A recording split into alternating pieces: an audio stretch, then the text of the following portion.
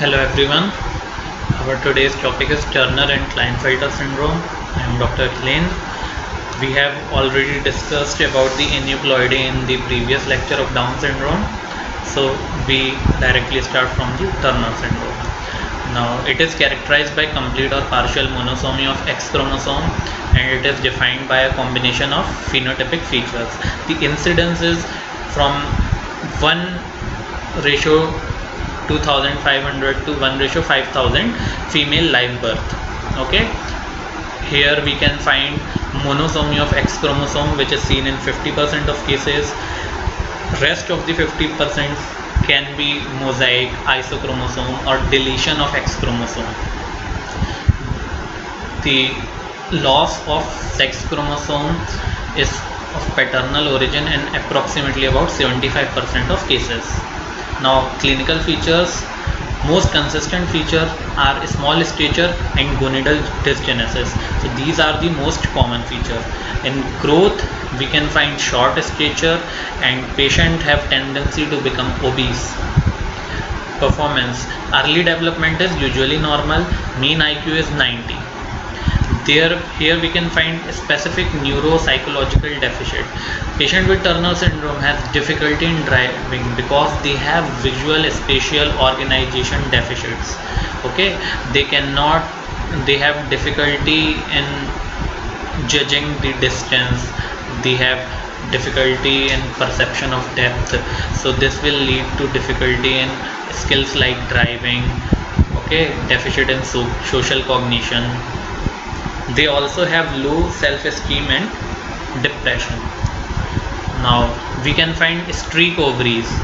Okay, here are more than 90% of patient with Turner syndrome, we have ovarian dysgenesis with hypoplasia or absence of germinal elements. Lymph vessel, here congenital lymphedema is seen, which regress with the age, but it can also reoccur at any age, and generally recurrence is associated with initiation of growth hormone and estrogen therapy. Now thorax, here we can see this is shield shaped chest, widely spaced nipples. When we call it is widely spaced, if inter mammary distance is more than 25% of chest circumference, then it is called as wide spaced nipples. Nipples can also be inverted or hypoplastic. Here this is inverted nipple. Okay, prominent auricles, here we can see prominent auricles. This is loose skin of the neck in newborn period. Here webbing of neck and low hairline, posterior hairline is low. Facies, narrow maxilla, relatively small mandible and inner canthal fold. Here mandible is small. Okay, in neck, low posterior hairline. Here we can clearly see low posterior hairline, webbing of neck here, here. Okay, and short neck. Here also neck is short. When we call neck as short, if the length between external occipital prominence to the C7 vertebra is less than 13 times of whole body length, then it is called short neck. Extremities, here we can see in increased carrying angle. Carrying angle is formed between the axis of humerus and arm. If it is more than 15 degree, then it is called increased carrying angle, which is also known as cubitus valgus, and if it is less than 5 degree, it is called cubitus varus. In this picture we can see short fourth metatarsal. Okay, other skeletal anomalies are bone dysplasia with coarse trabecular pattern. It is most evident at metaphyseal end of long bones, and congenital dislocation of hip. Every newborn has to be screened for this anomaly, congenital dislocation of hip. In nails, we can see deep set nails Okay, narrow and hyperconvex. In this picture we can see increased pad of fingertips. This is increased. Here we can see this is fingertip pad which is prominent. Here it is also prominent. This is also a feature of Turner syndrome. Skin, excessive pigmented nevi can be seen. Loose skin especially around the neck is seen in infancy. I have already shown you in the previous slide. Okay, tendency toward keloid formation. Renal anomalies, most common is horseshoe kidney, and we can also see double or cleft pelvis and other minor alteration in the kidneys. Cardiac anomalies, most common is bicuspid aortic valve. Another important cardiac anomaly is coarctation of aorta. This we can screen by using by measuring blood pressure in lower limb and upper limb. Okay, other cardiac anomalies are also there. In newborn period, this hypoplastic left heart syndrome can lead to death. Okay, in central nervous system, most common and important is perceptive hearing impairment, which is sensory hearing impairment. So we have to screen patient with Turner syndrome for auditory anomalies.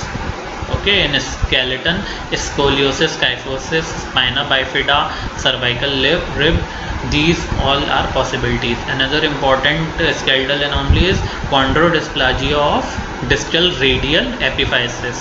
So it is also known as Madelung deformity. In eyes, there can be ptosis, strabismus, luis clara, cataract, and amblyopia. Okay.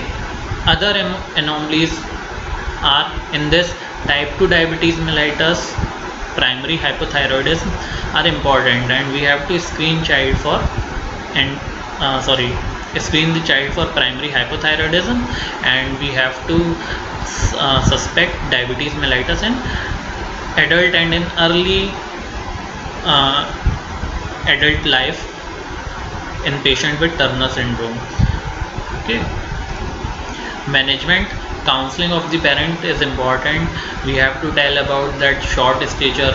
Okay, most in female patient with short stature, if there are typical phenotypic characters are also there, then we have to go for karyotyping to rule out Turner syndrome.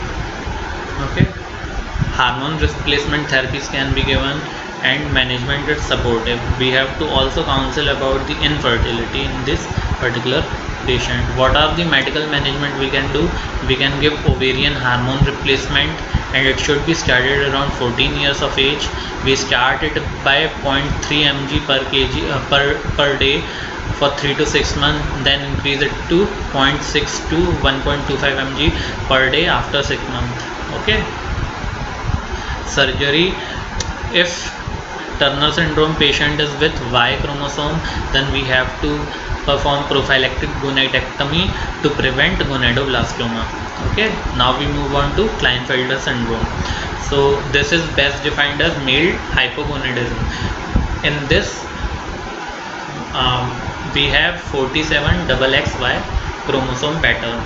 Okay, most common cause of hypogonadism and infertility in male, and this is most common chromosomal sex chromosome aneuploidy in human. The incidence is 1 per 580 live born boys. So this is most common sex chromosome aneuploidy in human. These are different pattern of inheritance. 80% are 47 XXY, remaining 20% can have mosaicism, structural abnormalities of X chromosome, or these 48 XXY or 49 4X and Y chromosome pattern. Okay, now another important thing is, greater the aneuploidy, the more severe the mental impairment and dysmorphism is there. And there is important thing that paternal non-disjunction of meiosis 1 account for half of the cases. Okay, now what are the clinical features? Performance IQ is between 85 to 90, and they have significant problems in expressive language, auditory processing, and auditory memory. This leads to the increase to decreased ability to read and spell, and these patients have behavior problems like insecurity and immaturity, poor judgment, shyness, and others. Growth, these childs have tall stature. Okay, tall and slim stature. Upper body segment to lower body segment ratio is low. This means the lower body segment is more than upper body segment, and they have tendency towards the long limbs since childhood. They have small penis and testis. Okay, hypogonadism with hypogenitalism. In childhood, relatively small penis and testis. In adolescent and adulthood, we can also find testosterone production is inadequate, infertility, hyalinization, and fibrosis of the seminiferous tubules because of excess gonadotropin. This leads to the firm testis. When we palpate the testis in patient with Klinefelter, these feel firm. Virilization is partial and inadequate. Virilization is male male pattern of hairs and male external genital features. Gynecomastia occurs in 1/3 of adolescents. Okay. Important occasional abnormalities are severe acne and glaucoma. Severe acne is in adolescent child, glaucoma, then cryptorchidism, hypospadiasis. These we have to screen for these in the newborn period and in infancy, and central precocious puberty, scoliosis. Now, the rest of the anomalies are seen in adult, like diabetes mellitus, chronic bronchitis, ataxia, varicose vein, deep venous thrombosis, extragonadal germ cell tumor, osteoporosis, and autoimmune diseases. Now, what are the management? We have to counsel the parents about infertility. We have to counsel this particular patient about the problem of infertility, and we have to sometime refer the patient to psychologist for their behavioral and psychological problems. We can give testosterone replacement therapy. This will increase masculinity in the patient, but this will not treat the infertility and other problems. So this sums up our lecture on Turner and Klinefelter syndrome. Thank you.